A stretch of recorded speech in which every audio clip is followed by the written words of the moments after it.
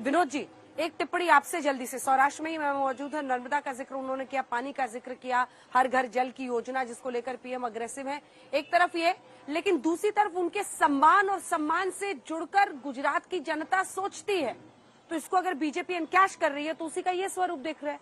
हालांकि उसका पर्सपेक्टिव और कॉन्टेक्स्ट दे रहे हैं आलोक जी। वो कह रहे हैं कि वो उन्होंने सरदार पटेल से तुलना में कहा था कि स्टेडियम का नाम हम इसलिए बदल रहे हैं और उनका कद कहीं ऊंचा है सबसे। विनोद जी, नहीं देखिए, आलोक जी ने संदर्भ दिया है वो बात ठीक है। मुझे लगता है कांग्रेस के भीतर मोदी जी के कुछ अघोषित मित्र रहते हैं। वो कभी मणिशंकर अय्यर के रूप में सामने आ जाते हैं, तो कभी बीके हरिप्रसाद के रूप में सामने आ जाते हैं, और कभी अब मिस्त्री जी खुद गुजरात के हैं, वो भी गुजराती हैं। अब उन्होंने, चूंकि अब हिंदी उनकी कैसी है, उन्होंने अवकाश शब्द का इस्तेमाल कर दिया।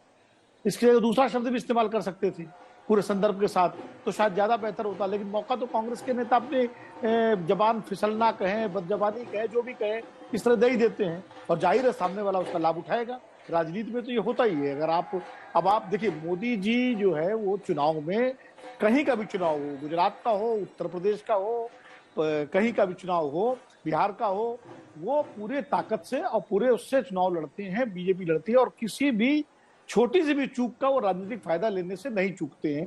और ये एक अच्छे खिलाड़ी की पहचान है। आप क्रिकेट खेलते हैं तो जरा सी भी चूक हुई तो आउट हो जाते हैं और दूसरा आउट कर देता। तो ये तो सामने वाली टीम को समझना चाहिए कि हम कोई ऐसा मौका न छोड़े जिससे उन्हें मौका मिले। भाई 2007 में मौत का सौदागर का मसला आ गया था, अभी ये आ गया, वो आ गया, तो एक मतलब इमोशनल कार्ड तो गुजरात में मोदी जी हमेशा खेलते रहे हैं, और गुजरात के साथ उनका एक भावनात्मक जुड़ाव है। अब वो है, आज जब वो देश के प्रधानमंत्री, जब वो मुख्यमंत्री थे, तब वो आप देखिए पूरी बीजेपी जो है वो मोदी जी के पीछे तब चलती थी, जबकि उस समय बीजेपी में बड़े बड़े नेता थे, अटल थे, अडवाणी जी, जोशी जी, अरुण जेटली, सुषमा स्वराज। लेकिन चुनाव गुजरात का हमेशा मोदी जी ही लड़ते थे, और मोदी जी के ही पोस्टर पर, मोदी जी के ही चेहरे पर चुनाव होता था, और चुनाव जिता के वो भेजते थे, पार्टी को जिता के लाते थे। अब तो देश के प्रधानमंत्री हैं। तो ऐसे में कांग्रेस के नेताओं को या किसी भी पार्टी के नेताओं को कम से कम अपने भाषा में और बयानों में सोच समझ करके बोलना चाहिए। अब एक मौका दे दिया, बीजेपी या मोदी जी क्यों इसको छोड़ेंगे? अब चाहे कितना संदर्भ आलोक जी बताएं या कांग्रेस पार्टी बताए, लेकिन उसका जितना लाभ भारतीय जनता पार्टी ले सकती है, लेगी। और चुनाव में इस तरह के फैसले होते हैं और चले जाते हैं। अब इसका ठीक है, आलोक जी से यही पूछ लेते हैं। ठीक है विनोद जी, शुभ जी मैं आपके पास भी आ रही हूँ, आप थोड़ा सा इंतजार कीजिए। आलोक जी की बात बीच में कट गई थी, आलोक जी की बात जरा पूरी सुन लेते हैं। अघोषित मित्र हैं या फिर अघोषित समर्थक हैं, ऐसे शब्द का इस्तेमाल विनोद जी ने यूज किया। कांग्रेस पार्टी में ही मोदी जी के कुछ लोग जो कि जाने अनजाने में ऐसे शब्द कह देते हैं, और अच्छे खिलाड़ी के तौर पर अगर विपक्षी दल कोई चूक करे तो उसका फायदा पीएम मोदी उठाते हैं। आलोक जी,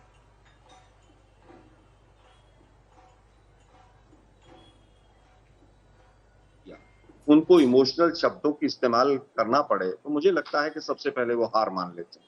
अब बात आती है मोदी जी ने किस किस के लिए क्या क्या कहा है। 50 करोड़ की गर्लफ्रेंड, जर्सी काव, एक अपनी साथी जो सांसद थी उनको शरूफन खा तक कहा एक देश के प्रधानमंत्री ने। क्या इससे ज्यादा लज्जाजनक कुछ हो सकता है? और मोदी साहब के लिए किस किसने क्या क्या कहा वो भी देख लीजिए। मुझे लगता है कि अगर हार्दिक पटेल ने उनको कोई भी शब्द इस्तेमाल करने से छोड़ दिया हो, फेंकू से लेके और यमराज तक क्या क्या नहीं कहा। आज हार्दिक पटेल उनके कैंडिडेट हैं। आज जिस तरह से कपिल मिश्रा का तो याद होगा कि क्या क्या कहा था उन्होंने विधानसभा के खड़े होकर अंदर। कपिल मिश्रा उनके पिछले चुनाव में दिल्ली में कैंडिडेट थे। फिर आज वो अल्पेश ठाकुर कहाँ हैं जो कहते थे कि मोदी साहब जो हैं 80-80 हजार रुपए का वो मशरूम खाते हैं उससे गोरा रंग हो जाता है। मुझे लगता है कि आज वो समय नहीं। मैं गुजरात में बैठा हूँ, माननीय राहुल गांधी जी की रैली से ही मैं निकला हूँ। आज जवाब देने का समय है मोदी साहब को, और मोदी साहब को जवाब देना चाहिए कि आपको तक्षशिला कांड में जो एसआईटी बनी थी जिसमें 24 बच्चे सूरत में झुलस गए थे उनका क्या हुआ? लट्ठा कांड में जो 70 से ज्यादा लोग कच्ची शराब पीकर मर गए उनकी एसआईटी की जांच कहां तक पहुंची? और मोरबी जो 2C मॉडल का जीता जागता उदाहरण है कमीशन और करप्शन का, मोदी साहब उस पर जवाब दीजिए। आप एक देश के प्रधानमंत्री हैं, आप भारतीय जनता पार्टी का कॉर्पोरेशन का चुनाव नहीं लड़ रहे हैं कि उसने ऐसा कह दिया जैसे सास बहू की लड़ाई होती है। देश के प्रधानमंत्री हैं अब आप बताइए 22 पेपर लीक हुए, कितने रोजगार दिए? 28 आंदोलन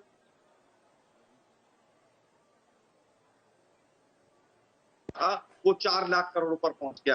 गुजरात आप जिस समय पर मुख्यमंत्री बने 10,000 करोड़ का मात्र कर्जा था, और उसके बाद 4 लाख करोड़ का कर्जा हो गया आपके ऊपर। आप इस बात के उत्तर दीजिए ना आप बताइए कि लिटरेसी रेस में कहां पर पहुंचा है। आप बताइए कि सेक्स रेशियो नेशनल एवरेज 943 है और गुजरात का आज भी 919 है। आप बताइए तमाम चीजें जो हो रही हैं नेगेटिव, 2 लाख बेरोजगार थे, आज 40 लाख बेरोजगार हो गए। 300 लोगों का एक डी कैटेगरी का एक फॉर्म निकलता है, 17 लाख बच्चे उसमें अप्लाई करते हैं। और जो ये बात कहते हैं कि इंडस्ट्रियलाइजेशन ही मोदी ने कर दिया, इनका तो बनाकर खड़ा कर दिया। क्या गुजरात पहले से, स्वतंत्रता से पहले से क्या संपन्न नहीं था गुजरात? क्या गुजरात के यहाँ पर इंडस्ट्रीज नहीं थी? मैं अभी अंकलेश्वर को क्रॉस कर कर आया हूँ। क्या सूरत का जो टेक्सटाइल हब है वो मोदी जी ने बना दिया? हमने तो सुना था 8वीं 9वीं जब क्लास में थे, मैनचेस्टर ऑफ इंडिया अहमदाबाद को कहा जाता था। ये बेकार की बातें करना छोड़ दीजिए। गुजरात हमेशा से प्रॉस्पेरस रहा है, गुजरात ने हमेशा तरक्की की है। आज दुर्भाग्य ये है कि एक व्यक्ति के पास ये बताने को नहीं है कि मैंने देश के लिए क्या किया। 83-84 पर डॉलर पहुंचा दिया। तो आप जिस तरह से 100 के पार डीजल और पेट्रोल पहुंचा दिया, महंगाई पर बात कीजिए ना। पेट्रोल का दाम कहां पहुंचा, सिलेंडर का दाम कहां पहुंचा, इन पर जवाब दीजिए ना। आप ये सास बहू की लड़ाई बंद कीजिए। जिस तरह से 2 सास और बहू ननद और जेठाई, इसने मुझे ऐसा कह दिया, उसने मुझे तिरछा देख लिया। अरे आप देश के प्रधानमंत्री हैं भाई, आप बताइए भूखमरी के इंडेक्स में हम पीछे क्यों पहुंच गए? आप बताइए 6.5 करोड़ लोग जो है वो गरीबी रेखा से नीचे क्यों चले गए?